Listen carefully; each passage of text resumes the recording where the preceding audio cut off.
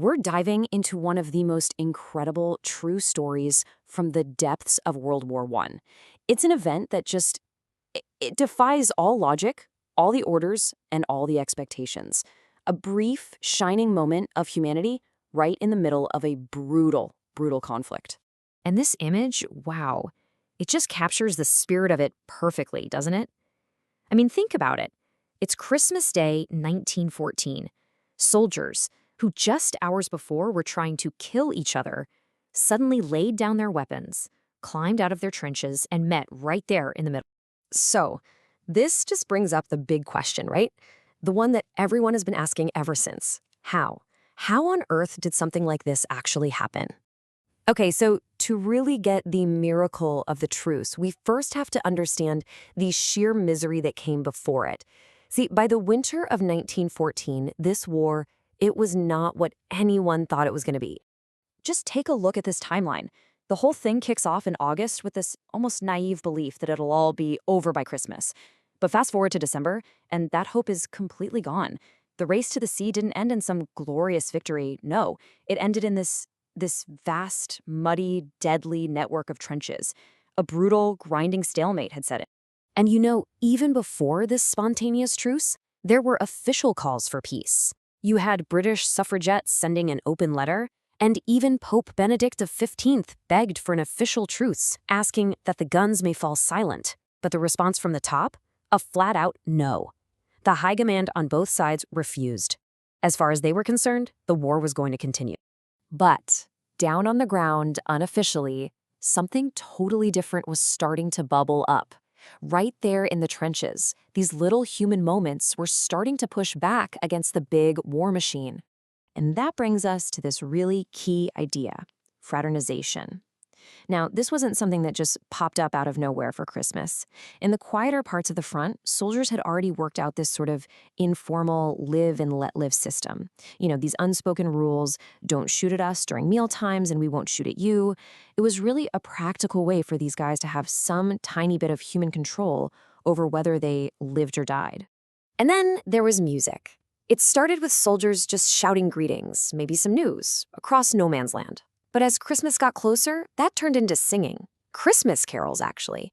The British would sing one, and then from across all that mud and barbed wire, you'd hear the Germans singing one right back. Incredible. So you can see where this is going. All of this, the greetings, the carols, it all led to what happened on Christmas Eve and Christmas Day.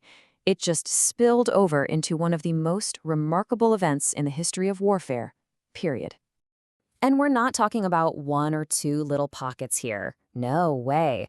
Historians figure as many as 100,000 soldiers took part in this, all along the Western Front. I mean, just think about that number. This was a massive, totally spontaneous, and completely unofficial wave of peace. You can really feel the sense of sheer disbelief in the letters the soldiers wrote home. Take this one from Private Henry Williamson to his mother. He's talking about meeting the Germans, shaking hands, and he ends it with this simple, powerful question. Marvelous, isn't it? You can just hear the wonder in his voice. Or this story from a British soldier, Bruce Barron's father. He apparently just walked up to a German officer and, indicated that he really liked some of his buttons. He then gave the officer a couple of his own buttons in exchange. Just a simple, human moment of souvenir swapping. And it gets even more surreal. Barron's father also saw one of his machine gunners, who was an amateur hairdresser in his civilian life, giving a German soldier a haircut, right there in the middle of no man's land. It just perfectly shows the peaceful, almost absurd nature of what was happening. And look at this. This isn't a painting.